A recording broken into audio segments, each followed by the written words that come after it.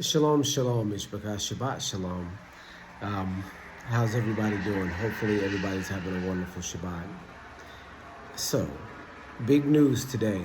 Um, Israel, the state of Israel, has declared war. And we say declared war really tongue-in-cheek because we understand the situation for what it is and not for what it's advertised to be. You're talking about a psychological warfare operation that is underway right now in Israel, which will allow Israel to really clamp down on the Palestinians in a severe way, right? And so what it appears to be in the media is that Hamas has declared war, right? And so Hamas is an organization that exists in order to undermine. It's an Arab organization that exists in order to undermine Israel, right?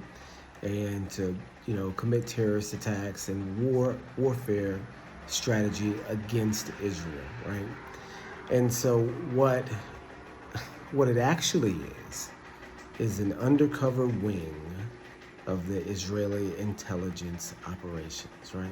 We understand that Hamas' existence is to be the foil for Israel as a nation that is under siege, right? And so anytime Hamas would do these few and far between rocket attacks where nobody would get hurt, Israel was able to then retaliate with a show of force and over force, right? Because you have rockets, and not rockets, but you even have a laser system and airstrikes that you can use against the Palestinians, while the Palestinians, have quote unquote Hamas with, small arms and rocket attacks. So it's clearly a play, right? It's a play that is organized by Israel itself. And we all recognize this.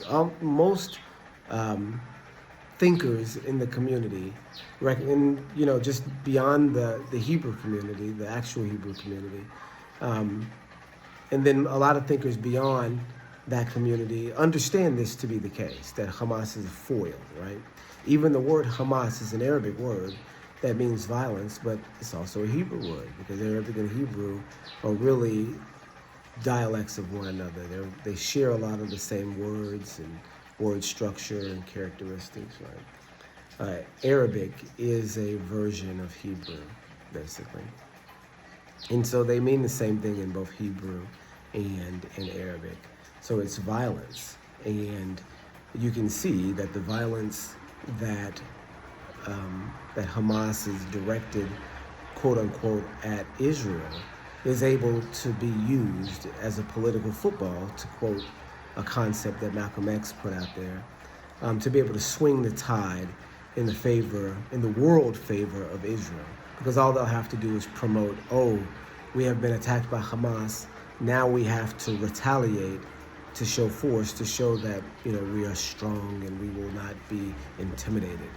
But in actuality, Hamas is an undercover Israeli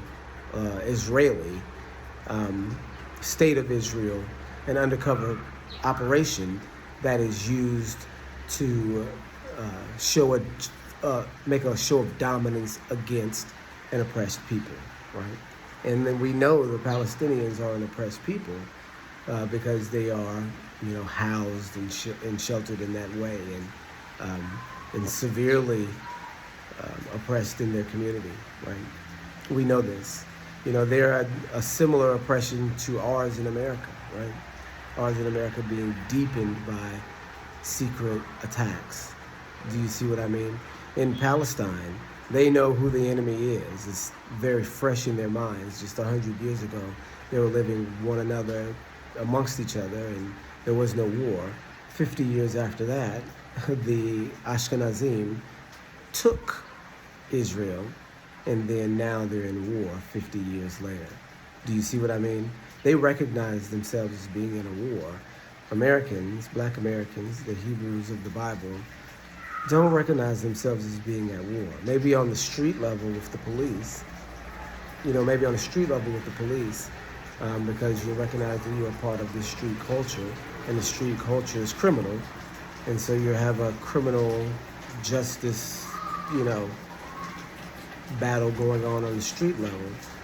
But most Black Americans are trying to gain entrance into the system in a positive way and not working against it. Most Black Americans believe that the system, if it works correctly, will be on your side. Not the police, not the justice system, but if you go long enough in the political organizations, that somebody will stand up for you and take care of you. And it's just not the case. The American government is completely and totally at war with Black Americans.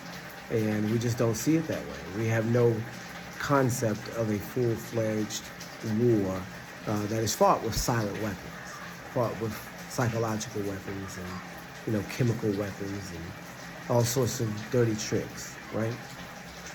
And so not focusing on us here or there in America, focusing on them that are in Israel now. And so what is the significance of all this? Why is it important that this is going on? And so off the bat, we just talked about how the situation is contrived, right? And so whatever casualties that Israel, the Israelis, and don't get me confused here because we are Israel, they're Israelis, and there's a difference because the Israeli is in reference to the state of Israel, and Israelite, or the nation of Israel, Yisrael, the ancient people, are of course the Black Americans, the victims of the transatlantic slave trade in the Americas and then beyond as well. And so we recognize that, so don't get it confused as to what we're talking about here. But the situation is contrived by the people who control the state of Israel, who are the Ashkenazim, a group of converts that converted into Judaism about 1,000 years ago under the reign of King Joseph, the son of King Bulan. If you guys want to look these names up, you can go ahead and do that. I've got an American Jew series that's coming out that's going to explain some of these concepts. I don't know how deep we're going to go into it. It's not a popular topic, and I don't want to get my channel struck down. But this is information that people need to know, that the majority, about 90% of people who claim to be Jewish today and all around the world have ancestry going back to a nation called Khazaria. And in Khazaria, about 1,000 years ago, there was a king who saw his, and I'm going really, really deep into the history here. Maybe you guys know this stuff already. But there was a king who saw his nation deteriorating with pagan practice, because we all know pagan practice is immoral, right? Pagan worship is immoral. Outside of even just the commandments of Yah, you can see that the way that pagans worship, with sex rituals and with sacrificial rituals, that is just a bad practice, right? And so this king saw that and said, hey, my country is really going down the tube. What can I do? And he began to seek the three major religions of the world at that time. And this is Khazaria in modern day Ukraine. Now you gotta watch, because all of this stuff goes right back to the scripture. Everything that you're seeing that's going on in the modern day has happened before. And it's just reiterations and regatherings and, moving pieces on the board. So ancient Khazaria is modern Ukraine, right? And so the capital of ancient Khazaria was Kiev, right? And that's why we're hearing all of this stuff about Ukraine now, because it is the capital of this people group that now have claimed a different ancestry, right? And so 1,000 years ago, the king of Khazaria saw that his people were wicked and that they were immoral because of pagan worship, and went to go seek an Abrahamic religion, right? And so he spoke to the three representatives of the three major religions at the time, which were, and still are, Judaism, Christianity, and Islam. And you'll have to understand, at that time, those were the three major religions of the world. This has been 1,000 years ago. Today, these are the three major religions of the world, 1,000 years later. It gives you some, representation of that Bible, the scripture, that has, lasted in recorded history that we know, even in the last 1,000 years, very strong, right? And so this particular king, and I can't remember if it was King Bulan or if it was King Joseph after him. I believe it was King Bulan, but I'm just going to say the king of Khazaria, because I'm not sure which one it was. But he went and was and took counsel with three representatives of the three major religions of the world, and he chose Judaism because it appeared that religion was the most ancient. And so he chose Judaism and then hired a bunch of Jewish scholars, and these will be actual Jews at this time, black Jews, Jews which, we would recognize today as Negroes, right? Hired them to come back to the Ukraine, which was called Khazaria at the time, and teach the ways of Judaism and convert the entire country into Judaism. And that's what they did. They went and and then you have to also recognize that this form of Judaism is not Christianity. And so you've got the Pharisaic Judaism, the Talmudic Judaism that took hold and became the religion of the fathers, right? Which is not, right? And so the religion of the fathers is, of course, not Christianity or Islam. It's a mixture of kind of all three, because they all emerged from that same point of the worship of the Father, the worship of Yahweh, Elohim of Yisrael. So there are elements in Islam, there are elements in Christianity, and then there are elements in Judaism, of the actual worship of the Father. But that actual worship is neither of the three, in totality, if you understand what I mean, right?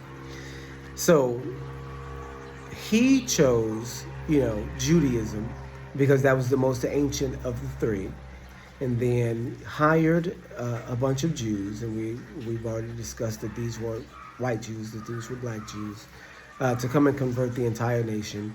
And the entire nation, around the year 900 to 1000 AD, converted to Judaism. And that's about 1,000 years ago.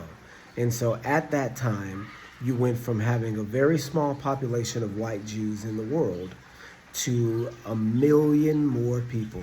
Because Khazaria at that time, even though you've never heard of this country, Khazaria at that time was a nation of 1 million people.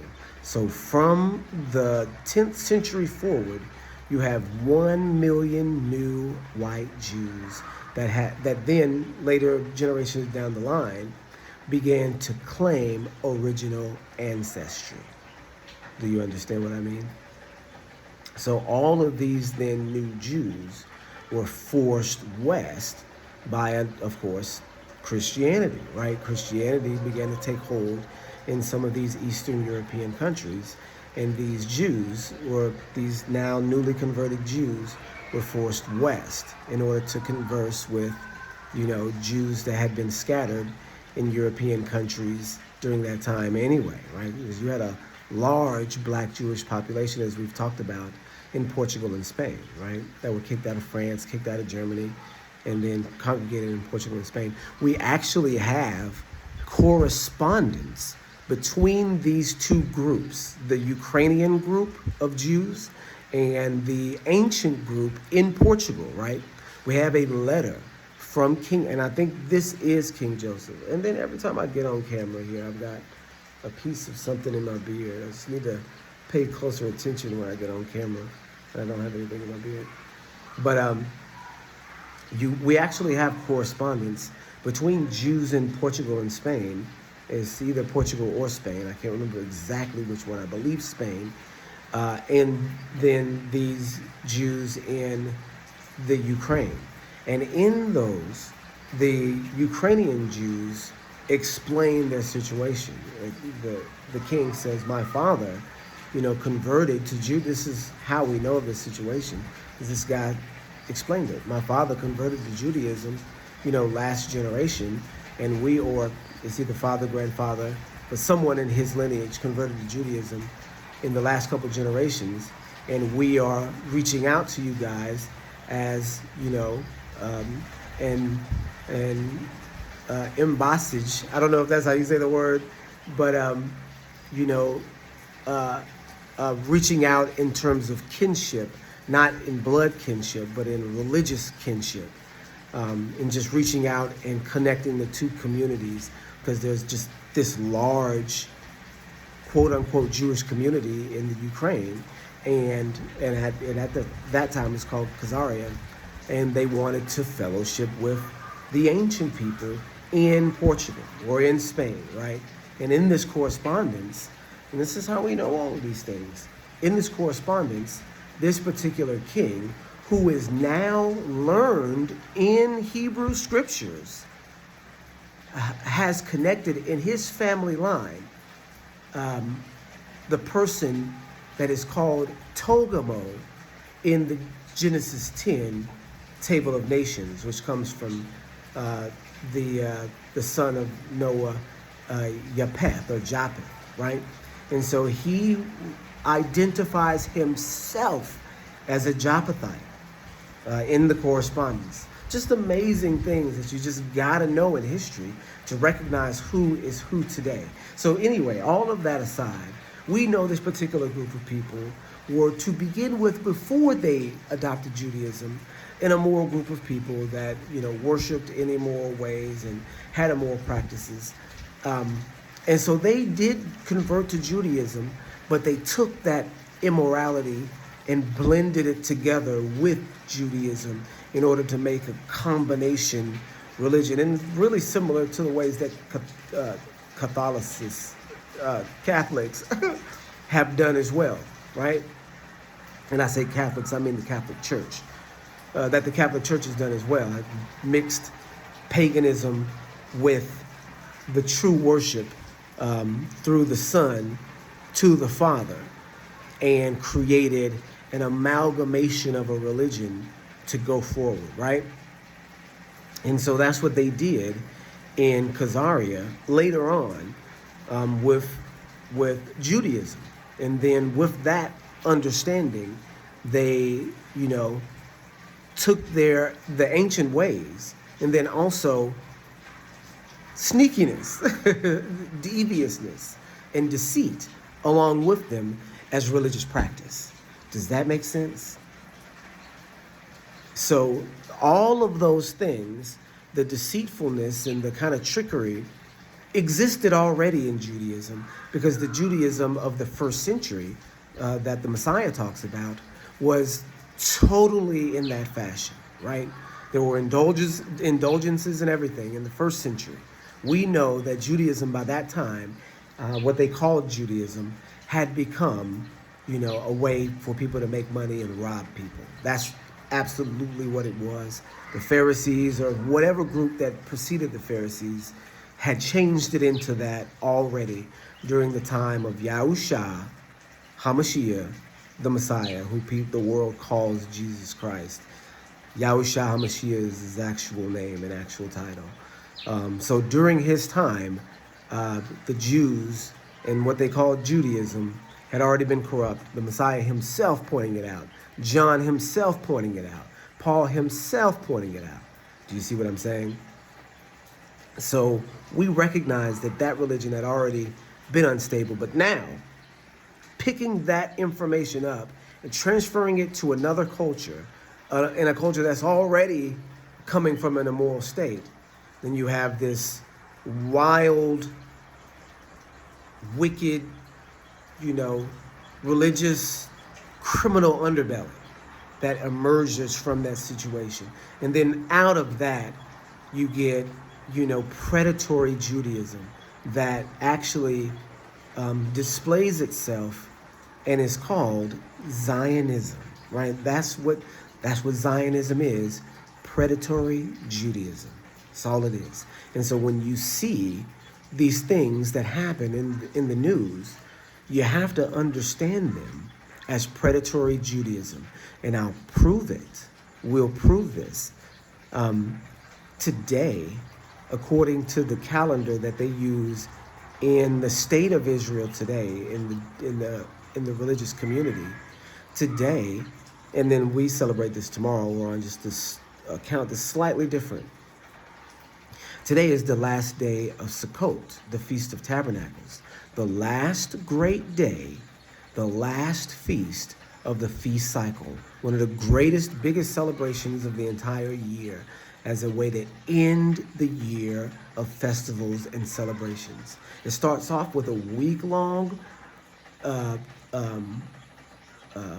guess you would call it, camping expedition in Jerusalem, living in a tent, and it begins with a feast and ends with a feast, right? And so today is the last great day according to their calendar. And if I'm wrong about this, then, guys point it out to me in the comments. But today is that last great day according to their calendar. And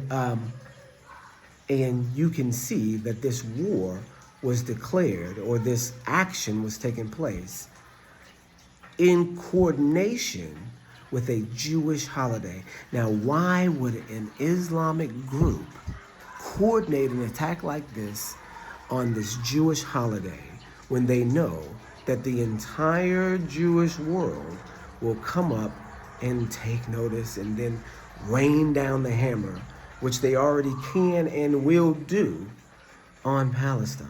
Why start this at this time, right? And that's one side. Oh, that they're just trying to cause, they're terrorists, that they're just trying to cause the maximum impact and the most damage, and they want to just point the finger and, poke the eye of their religion. Okay, that's one explanation. The other explanation is that this was the ritual working for the sacrificial celebration of the last day of Sukkot. Because you have Israeli soldiers that have died in this action today, right? And I don't think it was a small amount, right? And so on the last day, the feast of the Day of Atonement is the sacrifice for the atonement. That's the scapegoat, and the sacrifice in the most holy place for the sins of Israel. Then you've got the festival of Sukkot, and then you've got the last great day. And so all of these times require sacrifice, right? And so here you have the very last event, and then a very large sacrifice to go along with it. It's not the first time that we've seen this. We've seen major Israel events happen on feast days frequently. And I can't name any off the top of my head right now. This is just an impromptu video. But go and do your research. There are always movements around the feast days.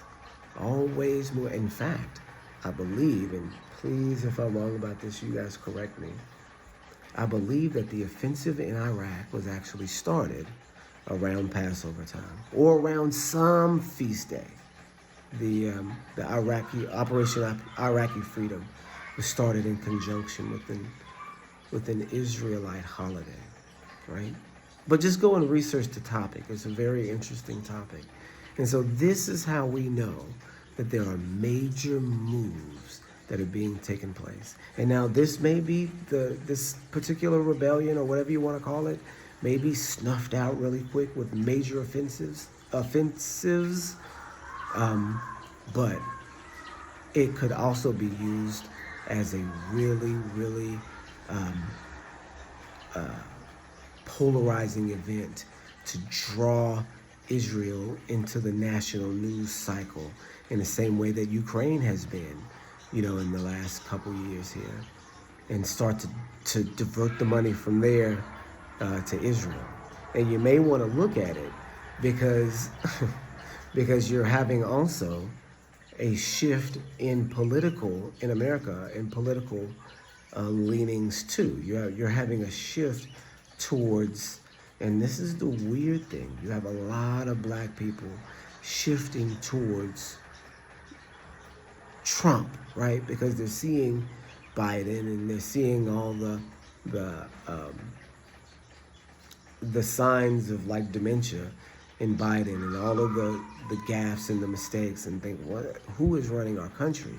And so black people seeing this are starting to move over and say, well, really, what did Biden do for us? What did Kamala do for us? What did um, uh, Obama do for us, really? What lasting piece of legislation or effect on the black community did they have? And the answer is clearly none, because they're there as a scapegoat, really, for you to believe that you have a political voice in American society, which you absolutely don't. And it's all another psychological play to keep you pacified, right? But they're seeing this on a real level, and they're making this, of course, happen. This is all planned, right?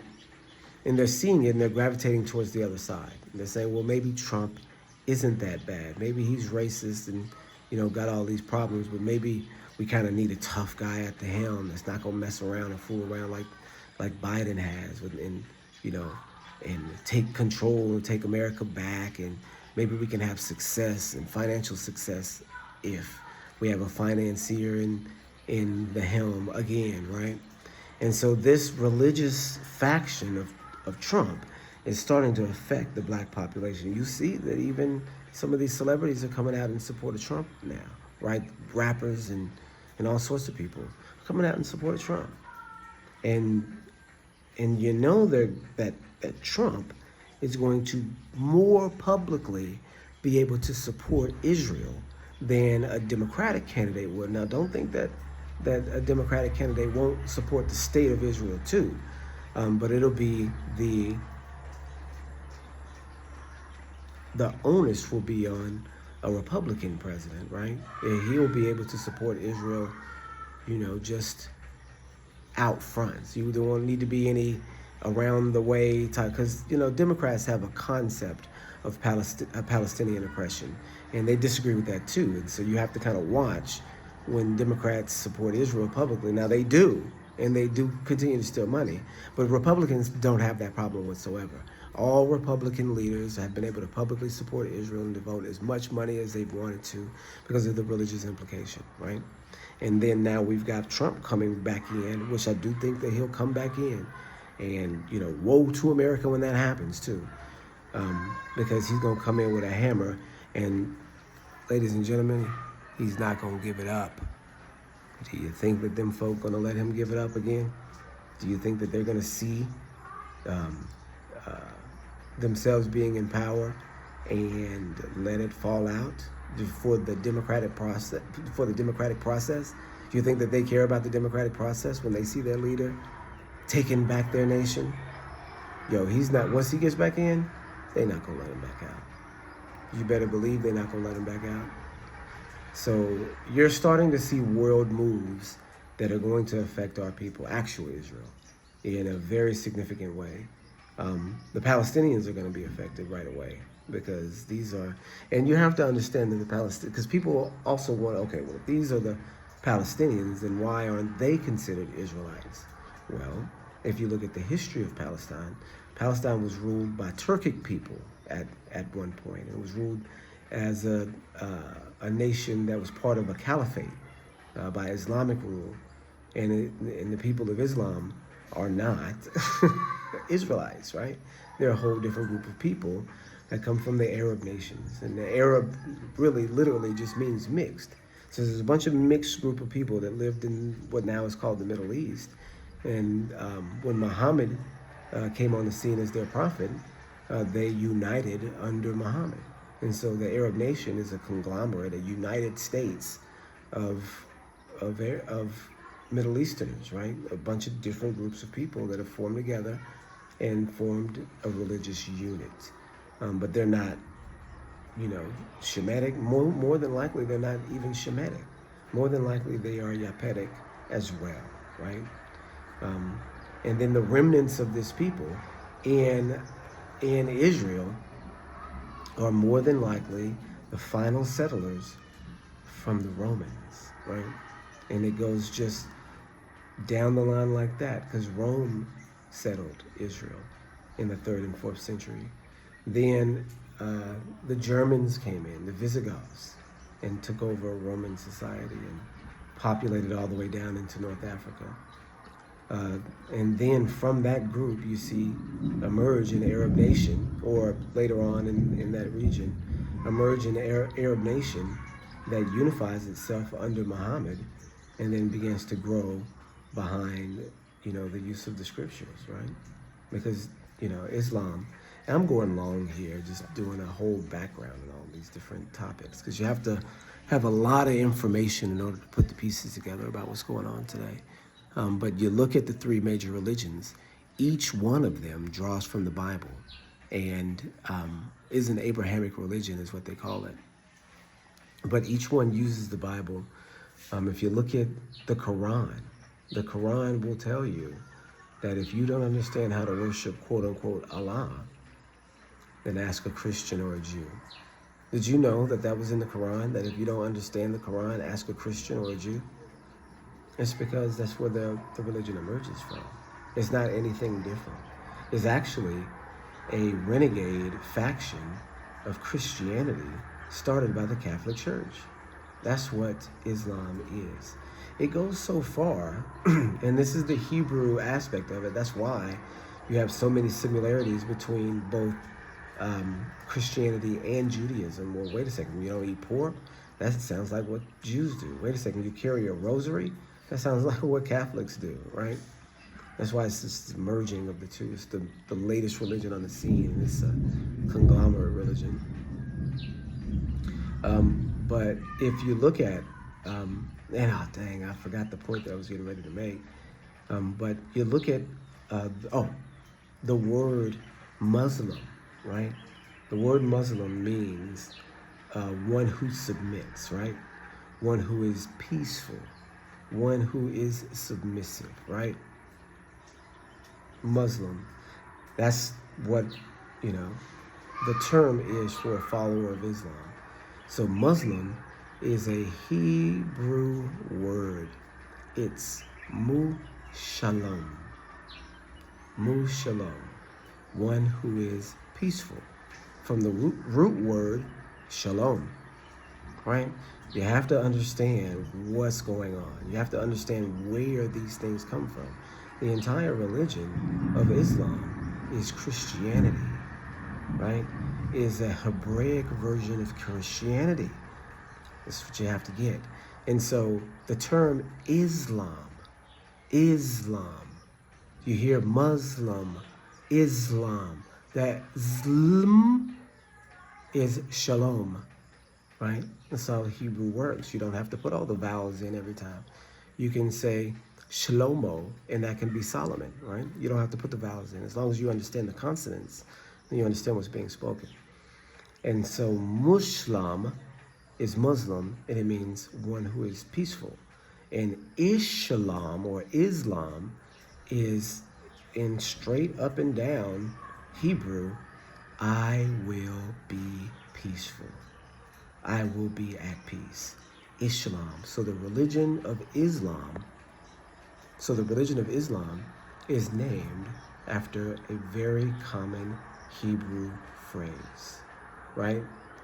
You know, when the Messiah says, peace be upon you, he's saying, Shalom Aleichem, or Shalom Aleichem. Have you ever heard of Salam Aleichem?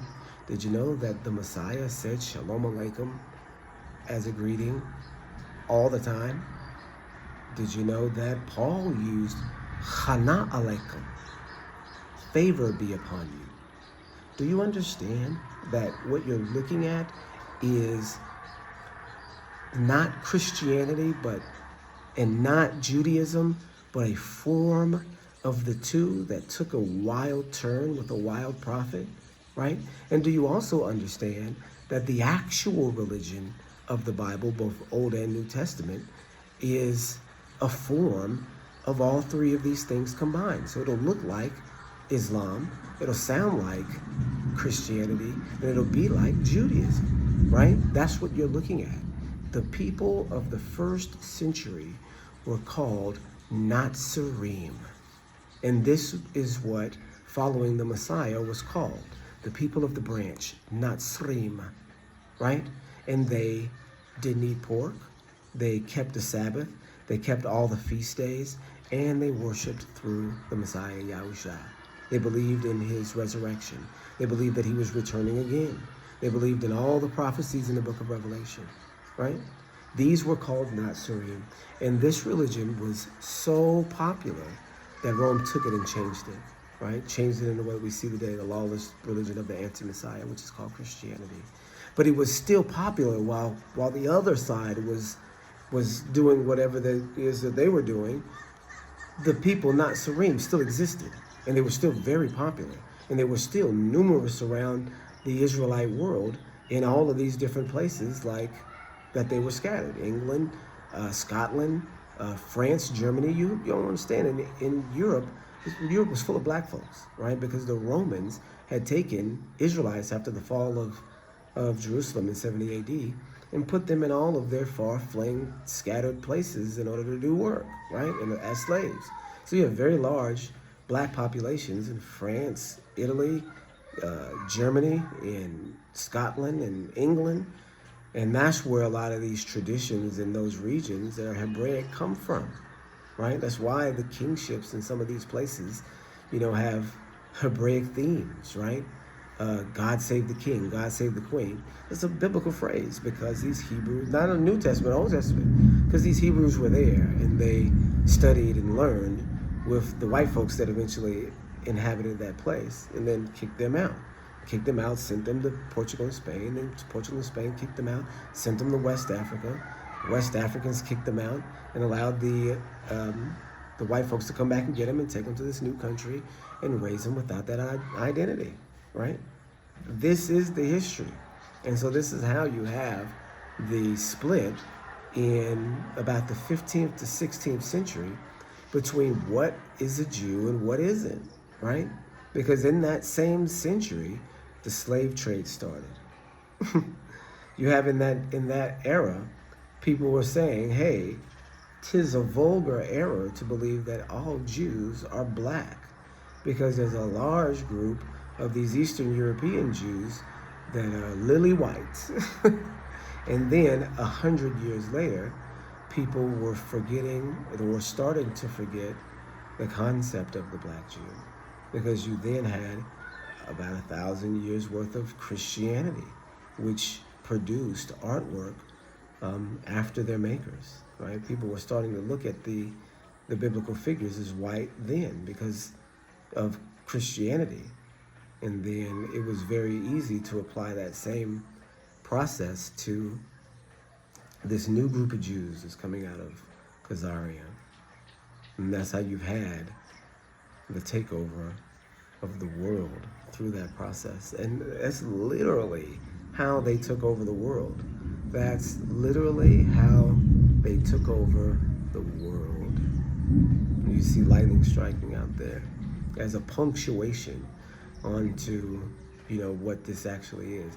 And I hate to continue to go and dig deep, but this is the Gog Magog reign at the end of the world, the reign of the Gentiles. Do what? There's more pieces. Tell him he has to share. That's my daughter. But this is the Gog Magog rule over the world and the consolidation of the Gentiles. And the Gentiles being represented as a force by the titles Gog and Magog. Because that Gog Magog army is not just Gog and Magog. It's a force of many, many nations put together, led by Gog and Magog, right? Okay, you guys, I hope that wasn't just a big ball of information just thrown into your face. to get some background as to where we are now. But if you retain anything, is that the things that you're seeing on TV right now are contrived in order to continue some sort of action in Israel to expand uh, Israeli state of Israel power, right? So don't think that this is some sort of terrorist attack on the state of Israel. It's a planned attack on Palestine. That's absolutely what it is. Okay, all right. Shalom, shalom, you guys.